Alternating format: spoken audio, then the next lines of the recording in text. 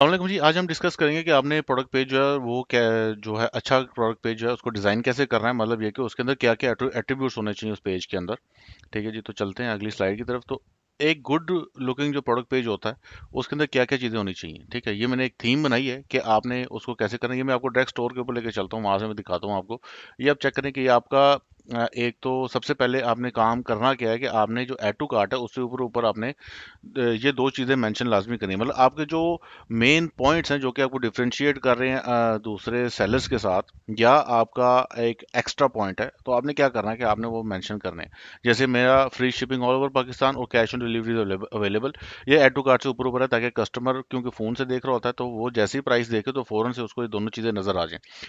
ये कन्वर्जन आपकी इंक्रीज करती है ये फैक्टर। ठीक है, इसको मोबाइल के ऊपर मैं आपको व्यू करके बताता हूँ कि अब जैसे ये आया तो अब उसने जैसे ही ये प्राइस देखी है, ठीक है, उसके बाद ही उसको ये दो चीज़ें नज़र आ गई हैं। ठीक है, तो ये आपने बिल्कुल स्टार्ट के अंदर रखनी है। उसके बाद फिर आपने ऐड टू कार्ट, प्रोमिनेंट सा ऐड टू कार्ट का बटन होना चाहिए।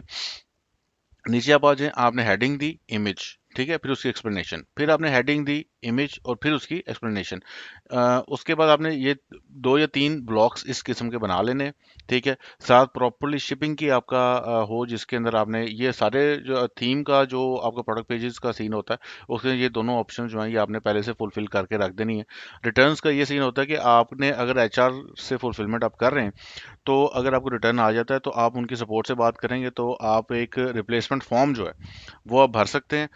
फॉर एग्जाम्पल किसी कस्टमर की प्रोडक्ट काम नहीं कर रही, वो उसको रिटर्न करना चाह रहा है, आपने उसके कस्टमर के रिप्लेसमेंट फॉर्म जो भर के दे देना है, तो ये उसको रिटर्न भेज देते हैं। ठीक है, बाकी बस एक यही चीज़ें, दो तीन चीज़ें प्रोडक्ट पेजेस की। अच्छा, कुछ गलतियां हैं जो हमने की हैं, उनसे सीखा है, तो मैं आपको बता देता हूँ। लोकल ड्रॉप शिपिंग की बात कर रहा हूँ। अब जैसे फॉर एग्जांपल अब हमने ये कोशिश की थी, अभी मैं होम पे जाके बताता हूँ। ये कि ये एक्सपेरिमेंट करें, ये अभी आप देखेंगे यहाँ पर कि ये ओपन हो गया। अच्छा, हमने ये किया था कि हमने सोचा कि थोड़ा सा फॉर्मेट चेंज करें, थोड़ी लोकल लैंग्वेज का इस्तेमाल करें, और एक गलती हमने ये की कि हमने यहाँ पे लिख दिया पार्सल ओपन करके चेक कर सकते हैं। इसकी वजह से रिटर्न रेशो भी और कैंसिलेशंस भी काफ़ी बढ़ गई हमारी, क्योंकि उसमें ये था कि कस्टमर के पास जब कोरियर वाला लेके जाता है तो अक्सर कोरियर वाले ओपन करने अलाउ ही नहीं करते हैं, जिसकी वजह से वो रिटर्न आना शुरू हो जाता है। ठीक है, तो आपने ये भी गलती नहीं करनी कि आपने कभी भी ये चीज़ एज अ मेन हेडिंग आपने बिल्कुल भी नहीं लिखनी है। तो जो मैंने आपको फॉर्मेट बताया आपने इस फॉर्मेट को फॉलो करना है। ठीक है, और इस इन चीज़ों को अवॉइड करना है। ठीक है, रोमन उर्दू को भी अवॉइड करना है, क्योंकि देखें ये अभी आप चेक कर सकते हैं कि यहाँ पर मैंने ये और तरीके से भी हमने उर्दू भी ऐड की है थोड़ा सा, ताकि हम लोकल ऑडियंस को अपील कर सकें। लेकिन उससे इशू ये हुआ कि हमारी कस्टमर बेस चेंज हो गई, यानी कस्टमर जो थे हमारे पहले तो शहरों से हमारे पास ज़्यादा ऑर्डर्स आ रहे थे, लेकिन उसके बाद कस्टमर बेस चेंज हुई और हमें ज़रा देहातों से ऑर्डर्स आ रहे थे, लेकिन कस्टमर बेस चेंज हुई कि हमें देहातों से, पिंडों से, रिमोट एरिया से ऑर्डर आना शुरू हो गए। अब रिमोट एरिया से जब ऑर्डर आए और सिटीज़ के ऑर्डर रिड्यूस हुए तो उसकी वजह से क्या हुआ, रिटर्न्स बढ़ गए, कैंसिलेशंस बढ़ गई। ठीक है, तो इसलिए ये फॉर्मेट टोटल बुरी तरीके से फेल हुआ। तो अब आपने इन चीज़ों को अवॉइड करना है। आपने क्या करना है कि आपने ये पहले तो बात है पार्सल ओपन करके चेक कर सकते हैं, ये वाली आपने ऑप्शन नहीं देनी है, ना ही लोगों को बताना है, और ना ही आप इस तरह अलाउ करें, क्योंकि इससे आपकी कैंसिलेशन बढ़ जाएगी। क्योंकि एक चीज़, एक फैसिलिटी जब आप दे रहे हो, मतलब आप मेंशन कर रहे हो कि आप दे रहे हो, जब वो कस्टमर को नहीं मिलेगी तो वो ऑब्वियसली रेजिस्ट करेगा और वो कैंसिल कर देगा ऑर्डर। अगर आप एक चीज़ कह ही नहीं रहे कि मैं ये करूंगा, ठीक है, पार्सल ओपन करके चेक करने का आपने कहा ही नहीं है, तो उस वो एक्सपेक्ट ही नहीं कर रहा, ठीक है, तो उसने ऑटोमेटिकली पार्सल रिसीव कर लेना, और वो कैंसिलेशन रेशो, कैंसिलेशन रेट जो है वो आपका कम हो जाएगा। ठीक है जी। एक और चीज़ जो मैंने ऑब्जर्व की थी, जो कि काफ़ी ज़्यादा स्टूडेंट्स ने जो है क्यूरीज डाली थी इंटरनेशनल ड्रॉपशिपिंग के कोर्स के अंदर, के कुछ स्टूडेंट्स जो हैं वो ये हरकतें कर रहे थे कि वो सेम टू सेम जो उनको स्टोर दिखाया गया था मेरा, वो सेम टू सेम प्रोडक्ट्स भी लॉन्च कर रहे थे। सेम टू सेम उन्होंने प्रोडक्ट पेज को बिल्कुल डिटो वैसा ही, इवन जो डोमेन नेम था उसको भी, लोगों को भी, हर चीज़ को उन्होंने डिटो कॉपी कर लिया। उन्होंने ये सोचा कि अगर हम इसका जो स्टोर है, एक सक्सेसफुल स्टोर है, हम इसको कॉपी करेंगे तो हम भी सक्सेसफुल हो जाएंगे और हमारा भी जो प्रोडक्ट है वो चलना शुरू हो जाएगी। तो ऐसे पॉसिबल नहीं होता है, क्योंकि देखिए मैं एक डिफरेंट फेज के ऊपर हूँ, डिफरेंट स्केलिंग फेज के ऊपर हूँ। मैंने अपनी ऑडियंस बना चुका हूँ, मैं ऑलरेडी स्टैब्लिश हो चुका हूँ। जब मैं ऑलरेडी स्टैब्लिश हो चुका हूँ तो उसके बाद जब आप आ रहे हो तो आप तो ऑलरेडी लूजिंग एज के ऊपर हो ना। ठीक है, ऑलरेडी लूजिंग एज के ऊपर हो। दूसरा, आप मेरे ही ड्राइव नॉलेज से आप आगे जा रहे हो। ठीक है, आपने खुद का तो नहीं है, एक तो आप मेरे कंपटीशन में आ रहे हो, ठीक है, दूसरा ऑलरेडी मेरे से कम पोजीशन पर आ रहे हो क्योंकि मैं ऑलरेडी स्टैब्लिश्ड हूँ और आपने अभी स्टैब्लिश होना है, तो ऑब्वियसली फिर आपको कंपटीशन मिलेगा। तो फिर जब वो होता है तो फिर आपकी जो प्रोडक्ट है या स्टोर है वो नहीं चलता। अच्छा, लोकल मार्केट के अंदर ये सीन है, अगर आप सिंपल, क्योंकि यहाँ पे प्रोडक्ट्स भी ऑलमोस्ट लिमिटेड होती हैं, ठीक है, टारगेट मार्केट भी तकरीबन जो है सेम होती है, तो उसके अंदर फिर एक ऑलरेडी स्टैब्लिश सेलर को बीट करना आपके लिए डिफिकल्ट हो जाएगा। तो अगर आपके, जैसे अब मैं स्टैब्लिश्ड हूँ और वो जो कैमरा के मेरे पीसीज हैं वो काफ़ी निकल रहे थे, अगर मैं उस प्रोडक्ट को कंटिन्यू करता हूँ तो उसमें जितने भी नए सेलर्स होंगे उन सबको मैं बीट डाउन करता जाऊंगा ऑटोमेटिकली।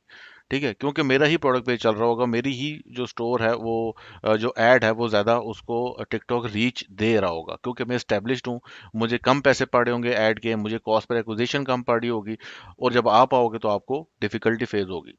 ठीक है, डिफिकल्टी आपको फेस करनी पड़ेगी। तो आपने उन सेलर्स को आप टारगेट कर सकते हो जिनको, जिनसे आप बेहतर काम कर सकते हो। ठीक है, उन जैसा, मतलब आप मेरे जैसा काम कर रहे हो और मेरे से कम फेज के ऊपर हो, मतलब आप स्टार्टिंग फेज के ऊपर हो, मैं स्टेबलिश फेज के अंदर हूँ, तो आपको डिफिकल्टी होगी। आप एक ऐसे सेलर को टारगेट करो जिससे आप बेहतर प्रोडक्ट पे डिजाइन कर लो, उससे बेहतर एड क्रिएटिव डिजाइन कर लो, उससे बेहतर स्टोर डिजाइन कर लो आप। ठीक है, और फिर उसको compete करो, तो फिर समझ में आती है बात, फिर आपकी कन्वर्जन इंक्रीज हो सकती है। और यही मेन गोल होना चाहिए आपका, कि आप जिस भी सेलर को compete करो उससे बेहतर प्रोडक्ट पे डिज़ाइन कर सको, उससे बेहतर एड क्रिएटिव डिज़ाइन कर सकोगे आप, तब ही आप आगे उस सेलर को बीट डाउन कर सकोगे आप मार्केट के अंदर। क्योंकि लोकल मार्केट के अंदर सेम ही तरह के जो एड ग्रुप्स हैं उनके अंदर लोग फिर रहे होते हैं, मतलब सेम ही तरह की ऑडियंस को सब लोग टारगेट कर रहे होते हैं। तो आपने ये चीज़ जहन में रखनी है कि कॉपी पेस्टिंग से आपको बिल्कुल इतना कोई खास फायदा नहीं होगा, आप अपना सिर्फ टाइम और पैसा ही ज़ाया करोगे। बाकी प्रोडक्ट्स मेरी आपके सामने हैं, आप खुशी से ट्राई कर सकते हैं, खुशी से आप ये मेरा प्रोडक्ट पेज भी छाप सकते हैं, लेकिन अगेन आपको कोई खास फायदा नहीं होगा एज अ मेंटोर, मैं आपको पहले से ही ये सारी चीज़ें बता रहा हूँ। ठीक है जी, तो अब मूविंग फॉरवर्ड आगे चलते हैं। ठीक है जी, तो आपने ये काम करना है जी, आपने सिंपल एंड प्रिसाइज रखना है चीज़ों को। ठीक है, बहुत ज़्यादा जो आपने फॉन्ट स्टाइल्स को भी अपने ध्यान में रखना है, कि आपका अगर फॉन्ट जो है, फॉर एग्जांपल आप 12 का फॉन्ट फॉलो कर रहे हो, जैसे मैं आपको यहाँ से फिर से प्रोडक्ट पेज से दिखाता हूँ, सॉरी अ, ये तो प्रोडक्ट फारिग हुई भी है, दूसरी में दिखाता हूँ आपको। अच्छा, ये हम विजिट की हुई थी। अच्छा, यहाँ पे अगर आप नोट करोगे तो हेडिंग का, फॉर एग्जांपल जो आपका टाइटल है इसके जैसे ही पता फॉन्ट और सारी चीज़ें बड़ी होंगी, लेकिन ये जो हेडिंग है, ठीक है, अब ये आप नोट करोगे हेडिंग का जो साइज़ है वो भी बिल्कुल सेम है, फॉन्ट भी सेम है। ठीक है, नीचे भी देखो हेडिंग का साइज़ और फॉन्ट बिल्कुल सेम है। ठीक है, ये आपने बहुत चीज़ ज़हन में रखनी है कि उसके हेडिंग का फ़ॉन्ट और साइज़, उसके बाद जो आपकी एक्सप्लेनेशन है उसका फ़ॉन्ट, ठीक है, और फ़ॉन्ट का स्टाइल, ये सारी चीज़ें सिमिलर होनी चाहिए। यानी जब कस्टमर आपका प्रोडक्ट पे देख रहा है तो वो एक तरह से जैसे होता है ना, फ्लो में देखी जाए, उसको कोई चीज़ आउट ऑफ वे ना लगे, उसको एकदम से वे ना लगे यार ये क्या हो गया। ठीक है, इस तरीके से आपने अपना प्रोडक्ट पेज की जो हेडिंग्स हैं उनके फॉन्ट्स और साइजेस को आपने ध्यान में रखना है और उनको सिमिलर रखना है। सेम हेडिंग, अगर ये हेडिंग का ये सेम फॉन्ट और साइज है, फिर बाकी सारी हेडिंग्स का आपने सेम फॉन्ट और साइज और स्टाइल फॉलो करना है। ठीक है, इसी तरीके से जो एक्सप्लेनेशन है इसका भी सेम आपने यही प्रिंसिपल फॉलो करना है। ठीक है जी। अच्छा, बाकी आपने जो मेन इमेज होता है, आपका मेन इमेज आपने हाई क्वालिटी का ही रखना है। अच्छा, ये सारे आपके जो इमेजेस वगैरह हैं वो ये सारी चीज़ें कहाँ से आएंगी आपके पास? ठीक है, जैसे फॉर एग्जांपल अब ये मैंने आपको बताया था कि आप जब इधर जाएंगे HSC ड्रॉपशिपिंग में तो आपको ऑलरेडी इमेजेस और वीडियोस ये प्रोवाइड करता है। वो वीडियो आप एज अ ऐड भी यूज़ कर सकते हो बड़े आराम से, कंपेटर का ऐड तो मिलेगा ही मिलेगा, लेकिन एज अ ऐड भी आप उसको यूज़ कर सकते हो। और उस जो इमेजेस होंगे उसको आप अपने प्रोडक्ट पेज बनाने के अंदर आप यूज़ कर सकते हैं उसको। अगर फर्ज करें कोई ऐसी प्रोडक्ट का आपको इमेजेस नहीं मिल रही या वीडियोस नहीं मिल रही, तो आपने क्या करना है, सेम उसी प्रोडक्ट को अली एक्सप्रेस के ऊपर सर्च कर लेना है। क्योंकि देखें, नॉर्मली होता ये है कि जो प्रोडक्ट इंटरनेशनल मार्केट के अंदर पिट पिट के खत्म हो चुकी होती है वो उसके बाद फिर हमारी लोकल मार्केट के अंदर लॉन्च होती है। ठीक है, इस तरीके से एक पैटर्न बना हुआ है कि वहां पर जो प्रोडक्ट्स सैचुरेट हो चुकी होती हैं उसके बाद फिर लोकल मार्केट के अंदर लॉन्च होती हैं। तो आपको हर प्रोडक्ट जो भी आपके यहाँ पे HSC पे पड़ी हुई है, HR पे पड़ी हुई है, ये भी उधर से ही मंगवा रहे होते हैं। तो ये सारी की सारी जो प्रोडक्ट्स हैं, क्योंकि जो जिस होल सेलर से ले रहे हैं वो भी कहीं से मंगवा ही रहा है ना, तो वो उधर से ही मंगवा रहा होता है, चाइना से ही मंगवा रहे होते हैं सारे। तो ये सारी की सारी प्रोडक्ट्स का जो आपका कैटलॉग अली एक्सप्रेस पे वो वहाँ पर आपको मिल जाएगा, और वहाँ से आपको इमेजेस और वीडियोस वहाँ से भी मिल जाएंगी। ठीक है। फर्ज करें वहाँ से भी नहीं मिलती, तो आपने क्या, अमेजोन के ऊपर देख लेना, वहाँ पर ये प्रोडक्ट मिल जाएगी, वॉलमार्ट के ऊपर भी मिल जाएगी। वहां से भी नहीं मिलती, दराज के ऊपर देख लें, दराज के ऊपर वो प्रोडक्ट मिल जाएगी, वहां पर आपको उसका सारा डाटा मिल जाएगा। फर्ज करें दराज से भी नहीं मिलती, तो आपने अपने कंपेटिटर से ही उठा के उसके इमेजेस को, उन सारी चीज़ों को थोड़ा सा चेंज करके, अपनी थोड़ी सी क्रिएटिविटी डाल के देखें। ध्यान में रखिएगा कि आपने डिटो कंपेटिटर को नहीं छापना है। अगर आप उसे बेहतर कर सकते हो तो आपने करना है, अगर आप उसे बेहतर नहीं कर सकते तो फिर उस प्रोडक्ट को ड्रॉप कर देना है, क्योंकि आप चलोगे तब ही जब आप बेहतर चीज दोगे, बेहतर ऑफर लेके आओगे। ठीक है। अगर आपका कंपैटर 2000 में बेच रहा है, आप 1500 में बेच सकते हो, ओके, ठीक है। अगर आपका कंपैटर 2000 में बेच रहा है, आपने भी 2000 रुपये में ही बेचनी है, लेकिन आपका प्रोडक्ट पेज जो है वो उससे बेहतर आप बना रहे हो, आपका एड की क्वालिटी उससे बेहतर है, आपका बजट उससे ज्यादा है। आप बजट तो आप नहीं देख सकोगे उसका, लेकिन आपका बजट फर्ज करें उससे ज्यादा है, तो आप उसको बीट डाउन कर सकोगे। ठीक है।